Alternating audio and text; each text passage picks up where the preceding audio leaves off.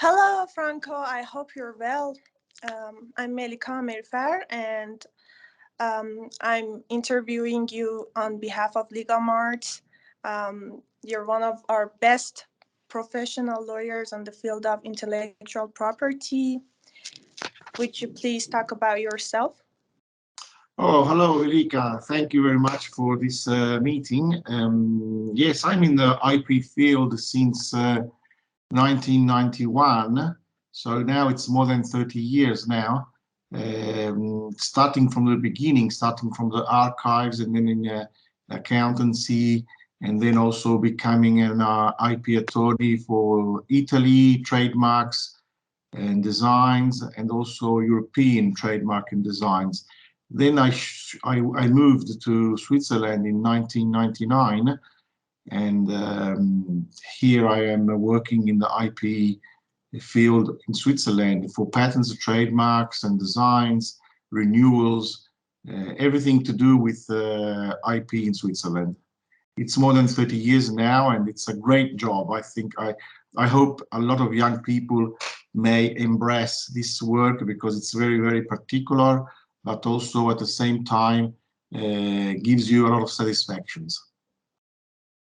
Nice. I'm really happy to have you here, Franco. Let's start with intellectual property. What would you say about intellectual property in total? How do you see it? Yes. Sometimes intellectual property is a different, a difficult understanding because not a lot of people and companies and startups they do not believe in this in these words. But our goal is to convince them that if they invent something, if they have an idea, if they have an invention or a logo, or they want to go on the market, they must protect themselves at least with a trademark. And if they have an invention, at least with a patent. If they have a nice chair or maybe a nice lamp or maybe also a nice table, they should protect themselves with the designs. So it is very difficult to them to let them understand the importance of IP. It is important if you want to earn money for your invention and for your commercial business. But it's okay. It's understandable that they have other matters in their head, and maybe they do not think about IP at a certain point. Especially for inventions, you must keep them secret and never publish them on the website or in a book or in a fair. So it's important for them also to ask us information and to make us questions. For me, this is a great job, and I give these advices for free at the beginning, so people know that they can contact me, and I will give them some support at the beginning, and let's see what happens. That's really nice. I would like to know if you want to register an intellectual property registration, what I have to do at the beginning. Yes, and at the beginning, the most important thing is that they contact us. They contact an IP attorney in their local region or country, speak about what they have in their heads, in their mind. At the same time, we are obliged to keep everything secret, so we cannot say anything around. So everything you tell us and they tell us will be kept secret for our profession. And we can advise them what to do, because sometimes people come here to me, they think to have discovered a great thing, but it's not hot water. It's not. They discovered hot water as they think they have discovered a particular and special thing, but it's not special. It's not particular. It's not original. So what we suggest is to take a look, to make a search. There are some patent databases around the world. We pay for the subscriptions of this, and we can ask to the database. We can insert to the database some keywords, and these keywords can see if this invention already exists or not. Because, as you know, and as people should know, patents must be original, must be novelty. And sometimes we are sure it's new, but maybe in 2,000 kilometers from us, it's already existing. So it's not possible to file a patent. Different is for trademarks. Trademarks, we can file trademarks whenever we want. You can send your trademark or your logo before registering it. It's not necessary to keep it secret.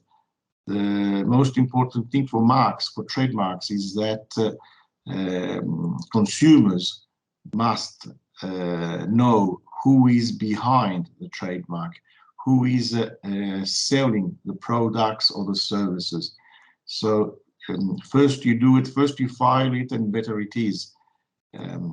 Often it happens that people come here to me, they have a trademark in their head, in their mind, but then the domain name is not free.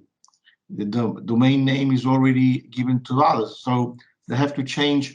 They have to change their the word of the trademark, and it's difficult to explain to them. Okay, but the domain name, I cannot buy it. I cannot. No, you cannot. You can ask for an offer, but it's better that you have an original one. So first of all, see if the domain name is free, then go on with your website, with your brochures, with your books, and file your trademark once you are sure it's yours. Yeah, that's really interesting. So it means that they really have to search before coming to an IP lawyer and ask for registration. You talked about how we can register an intellectual property. Is it the same when it comes to international field, or if, for example, I have something that I want to register for intellectual property, but not in my country? Yeah, I understand what you say. We often suggest to file it the first time in your country. So if you are Italian, if you are French, if you are Swiss, if you are the US or Iran or China, we suggest to do the first filing in your country. Then for what relates to patents, we have 12 months after the filing date to file it outside the country. And in this case, for the patents, we have PCT, Patent Cooperation Treaty, which is it's very, very useful useful and also easy and also cheaper to file a patent abroad. So you can claim your priority date of the national patent, and then you can file it as a PCT. You have more time to decide in which countries you want to go. Only thing you have to do is be sure. You must be aware that not all countries make part of the PCT, especially Latin American countries. They are not still in the PCT convention, so in the Patent Cooperation Treaty. So you must have in your mind where you want to go. This is for patents. For what relates to trademarks, we have 6 months. 6 months to claim a priority. So we suggest, okay, you can file your trademark in your country, and then go out within 6 months. You can register an international trademark.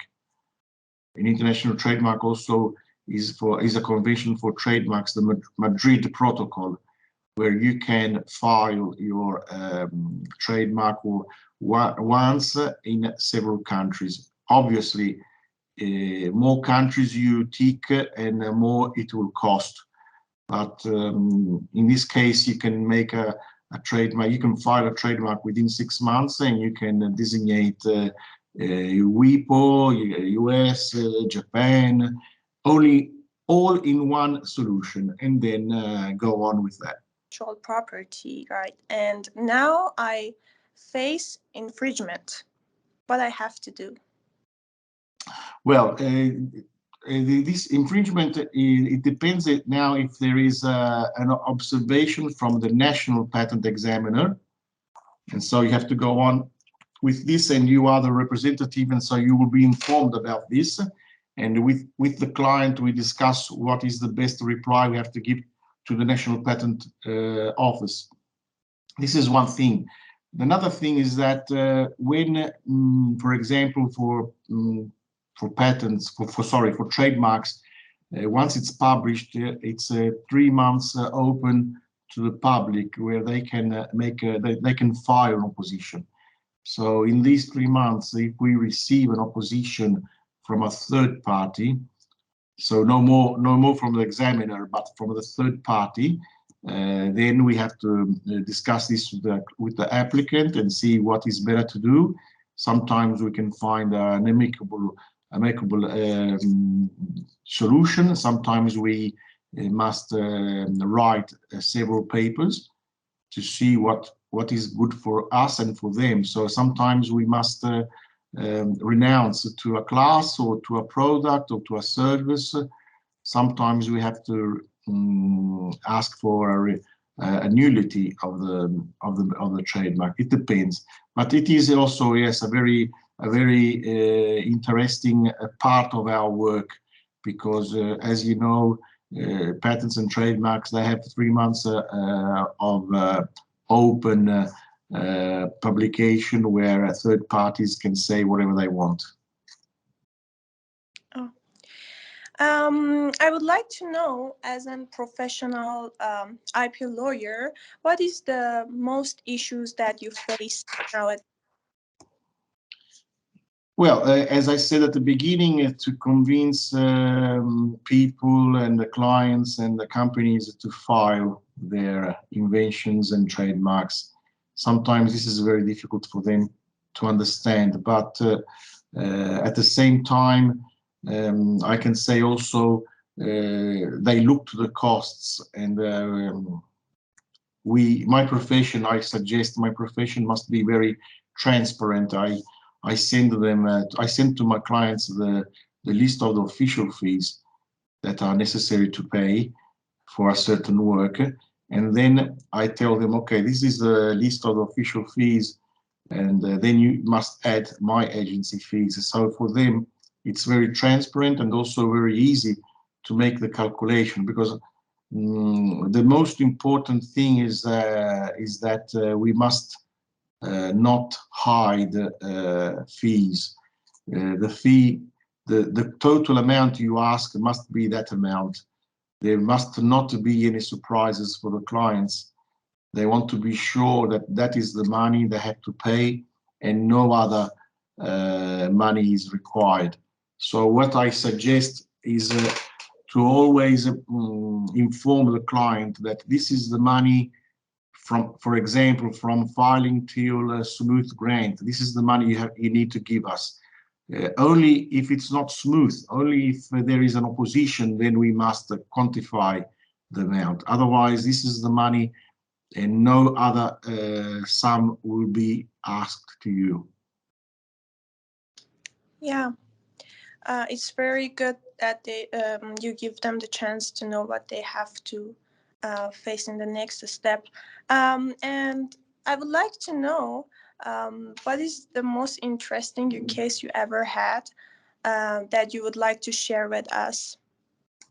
Well, several cases. I can speak about this one because it's an old one. I remember at the beginning in the 90s, so 25 years ago, there was an America Cup, which was a yacht racing. And in the America Cup, I remember I was working for the chemical company Montedison, and we were filing a lot of trademarks with the face of the lion. which is Il Moro di Venezia, which is the face of that was on the yacht when they were running in the America's Cup. And I remember there was a lot of work to be done because we were, I was working for this company and we were on the TV every day for the America's Cup. We reached the final also. So a lot of people around the world, they were learning about this face of lion on the sails of the yacht. And so I remember we worked a lot at that time. At that time, there was no internet and no. I remember we were working, yes, with telex and also with the fax machine, because there was no emails, and so everything was done printing paper and sending faxes around the world to be sure that the trademark was filed in time. It shows that how experienced you are in your job, and we're really happy to have you here, Franco. Thanks for giving us this chance. Thank you. That was really nice talking to you. Thank you so much for your time. Thank you very much. Have a nice day and good work. Thank you so much. Same for you. Bye-bye. Bye. Bye-bye. Bye-bye.